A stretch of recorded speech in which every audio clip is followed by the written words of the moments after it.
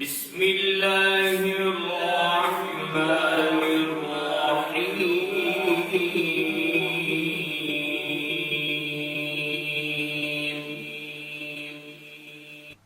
ماقبل میں حضور اکرم صلی اللہ علیہ وسلم کی ہجرت کے پہلے سال کو ذکر کرنے کا سلسلہ شروع کیے۔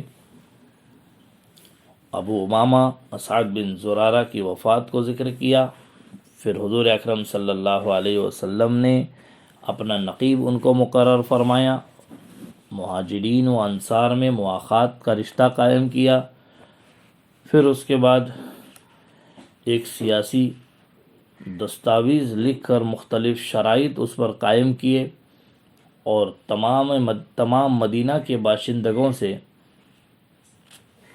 اس پر دستخط اور سگنیچر لیے، پھر امن و امان کو باقی رکھنے کے لیے بہت ساری تدابیر کی۔ ابھی یہ معاملہ چل ہی رہا تھا کہ مدینے کے اندر اور مدینے کے باہر سے دشمنوں کے حملے شروع ہو گئے اور منافقت کی ابتدا ہو گئی، اس کو ذکر کر رہے ہیں۔ مدینے میں ایک شخص عبداللہ ابن ابی بن سلول بہت عقل مند، تجربہ کار، ہوشیار اور چالاک شخص تھا۔ اوس اور خزرج کے تمام قبائل پر اس کا اثر تھا۔ لوگ اس کی سرداری کو متفقہ طور پر تسلیم کرتے تھے۔ قبائل اوس و خزرج چند روز پہلے جنگ بعاث میں ایک دوسرے کے مقابل صف آرا ہو کر اور اپنے بہت سے بہادروں کو قتل کرا کر کمزور ہو چکے تھے۔ عبداللہ ابن ابی نے اس حالت سے فائدہ اٹھانے اور دونوں قوموں میں اپنی قبولیت کے بڑھانے میں کوتاہی نہیں کی۔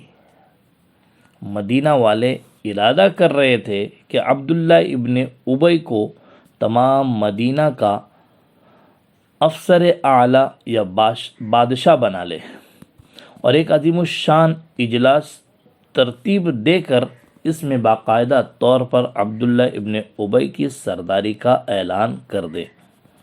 یہاں تک کہ عبداللہ ابن ابی کے لیے ایک تاج بھی بنوا لیا گیا تھا۔ اسی دوران میں مدینے کے اندر اسلام اور بانی اسلام جناب نبی کریم صلی اللہ علیہ وسلم داخل ہو چکے تھے۔ حضور اکرم صلی اللہ علیہ وسلم کے مدینہ منورہ تشریف لے جانے کے بعد مدینے میں مسلمان سب سے بڑی طاقت سمجھے جانے لگے اور بالآخر مسلمانوں کی فوقیت و افسری کو مذکورہ بالا عہد نامے پر دستخط کر کے سب نے تسلیم کر لیا۔ جو اوپر ایک عہد نامہ پیش کیا تھا، سب نے اس کے اوپر دستخط کر لیا اور منظوری دے دی۔ اس کا لازمی نتیجہ برآمد یہ ہوا کہ عبداللہ ابن ابی بن سلول کی تمام امیدوں پر پانی پھر گیا اور اس کی بادشاہت و سرداری خاک میں مل گئیں۔ چنانچہ وہ بڑا چالاک و ہوشیار آدمی تھا۔ حضور اکرم صلی اللہ علیہ وسلم کو اگرچہ اپنا رقیب اور دشمن سمجھتا تھا، لیکن اس دشمنی کے اظہار کو غیر مفید سمجھ کر اپنے دل میں چھپائے ہوئے تھا۔ قبائل اوس اور قبائل خزرج میں جو لوگ ابھی تک بت پرست تھے، وہ سب عبداللہ ابن ابی کے زیر اثر تھے۔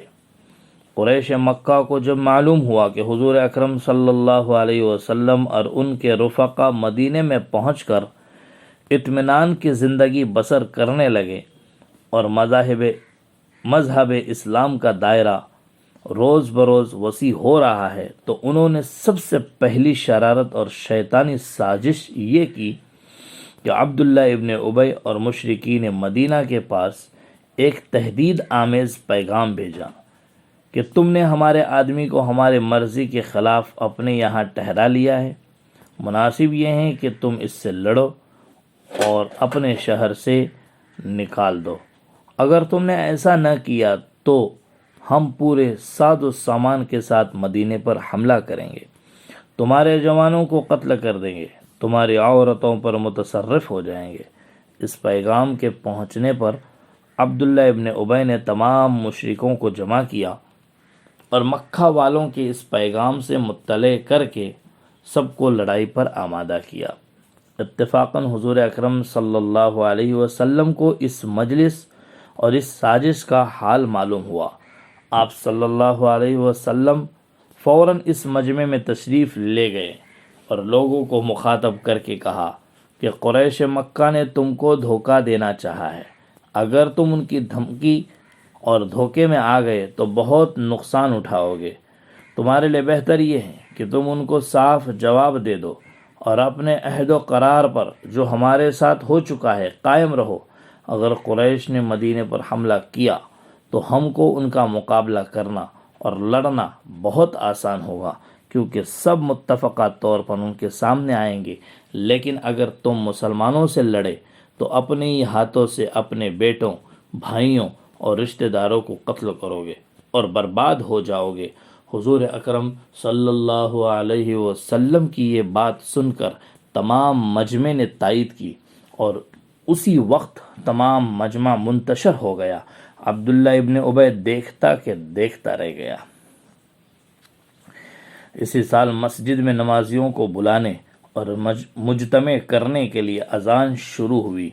اسی سال یہود کے ایک زبردست عالم حضرت عبداللہ ابن سلام مسلمان ہوئے۔ اسی سال حضرت سلمان فارسی جو اول مجوسی تھے پھر عیسائی مذہب قبول کیا تھا اور یہود و نصارہ کی کتابیں پڑھ کر نبی آخر الزماں صلی اللہ علیہ وسلم کی آمد کے منتظر تھے، حضور اکرم صلی اللہ علیہ وسلم کی خدمت میں حاضر ہو کر مشرف باسلام ہوئے۔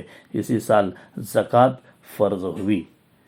یہ منافقت کی ابتدا کہاں سے ہوئی اس کو ذکر کیا ہے۔ اب انشاءاللہ آئندہ ہجرت کا دوسرا سال کیسے گزرا، پھر اس کے بعد جنگ بدر کا حال پیش آیا اور پھر کیسے جنگ بدر ہوئی وغیرہ وغیرہ، اس کو انشاءاللہ العزیز بیان کرتے رہیں گے۔